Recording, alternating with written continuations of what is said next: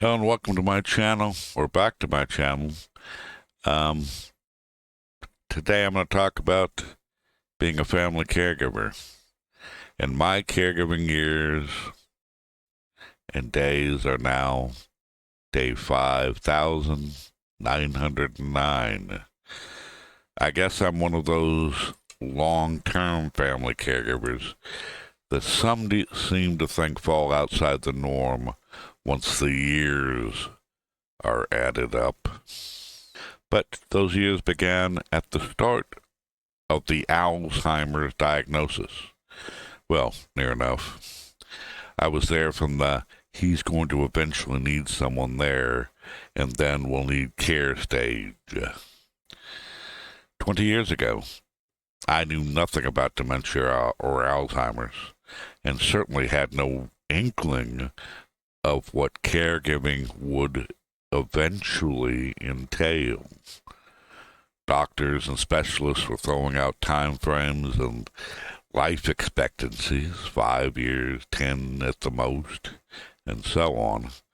In terms of shifting from being evolved and watchful to becoming the primary caregiver for my father, today, day 5909, the progression was slow, slower than anyone expected, definitely outside most of the medical professionals' pie charts and pizza slices.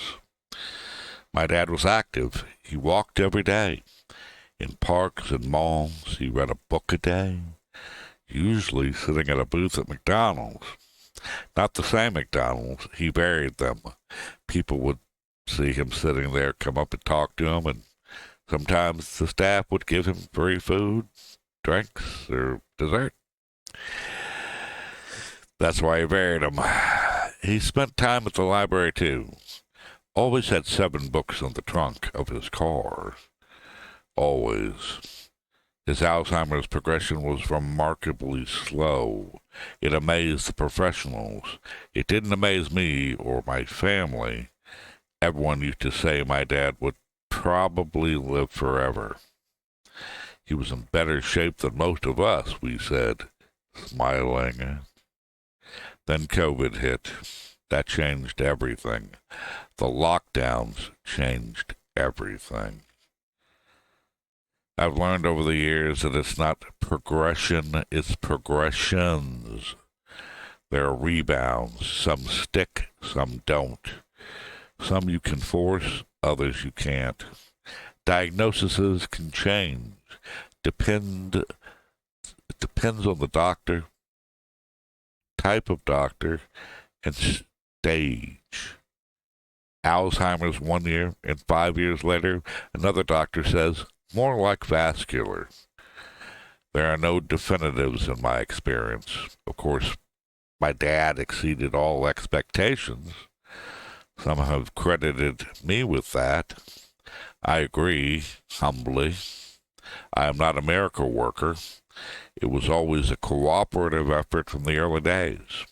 Not so cooperative now, but I'm more stubborn than my dad is now. And I'm more dedicated than any of the medical professionals. None of that would have worked if my dad wasn't my dad. Still my dad, deep down. I know this better than anyone. Of course, some give him all the credit, barely give me any. They don't know. They haven't been here. They're running on memories.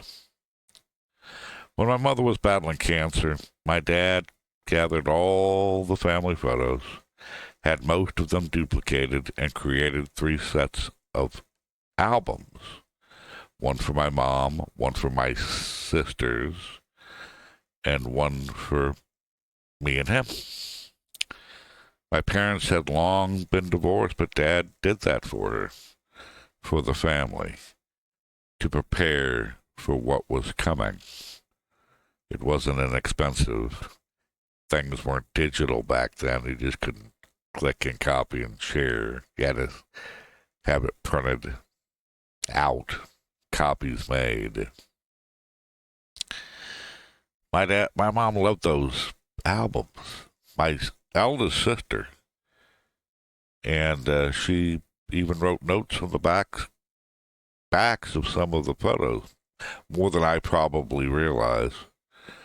My mother passed in July of 1999.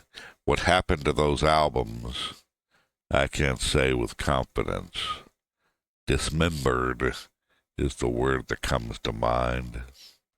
In the modern world of digital photos, such things are no longer treasured or cherished. That I will say.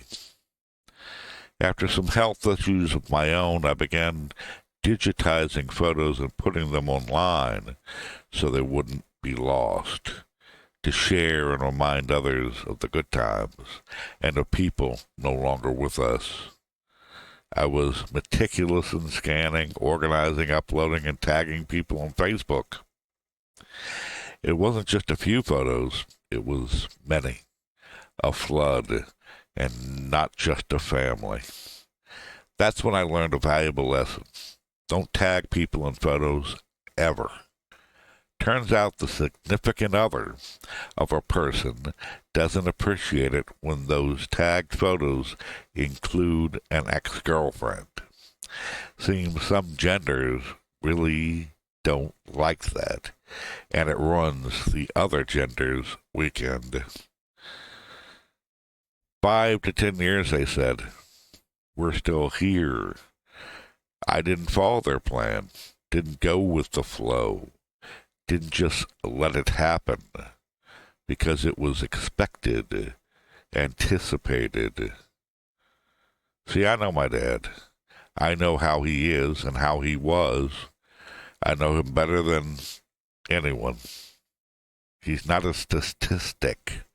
He's not and never was an average. Neither am I.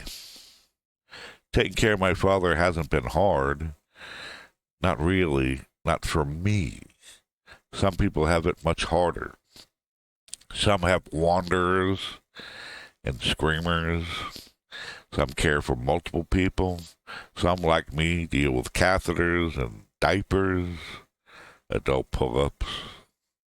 Others don't. Some have kids and families on top of caregiving. Some do it alone, solo. Some have help. But all of us get woken up at 3 a.m. for something we really didn't want to deal with. It's not levels, it's degrees. To another person, caring for my dad would be a true burden. For me, it isn't. Even if I have bad hours and bad days, weeks, months. Oh, don't get me wrong, I still want a good night's sleep. Haven't seen one of those in almost 2 decades. Some people decline and progress, and no matter what you do, you can't forestall it. You can do everything right. Sometimes it's just the way these diseases unfold.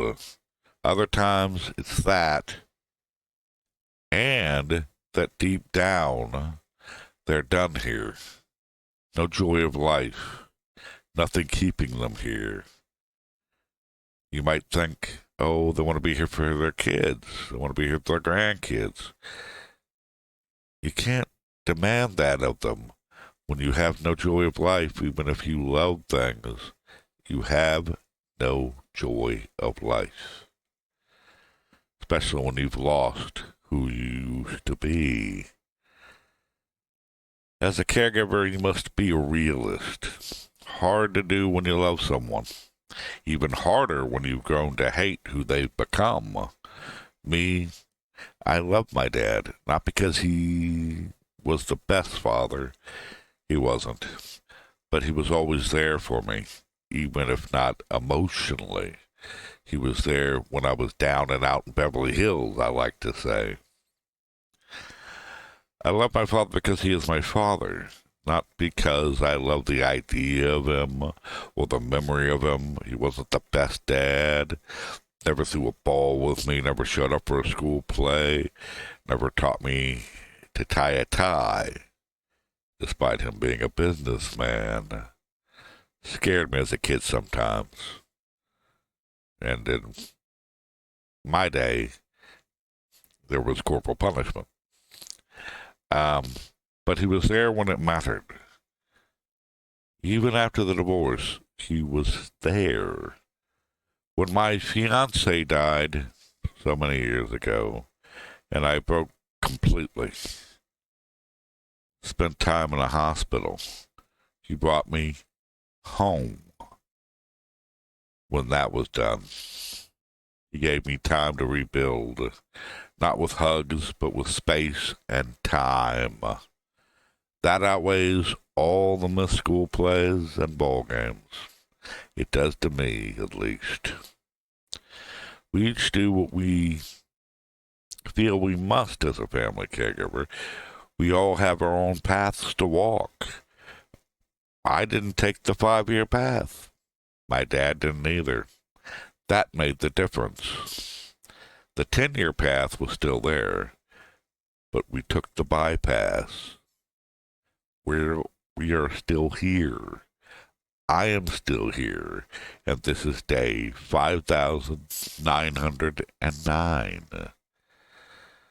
I didn't expect this, not at all, but I don't begrudge it. I only begrudge some smells, and when the nappy is extra juicy, that, I think, is fair to complain about. But yes, it is true. I do count the days. Obviously. Thank you for visiting my channel, and I'll see you again at another time.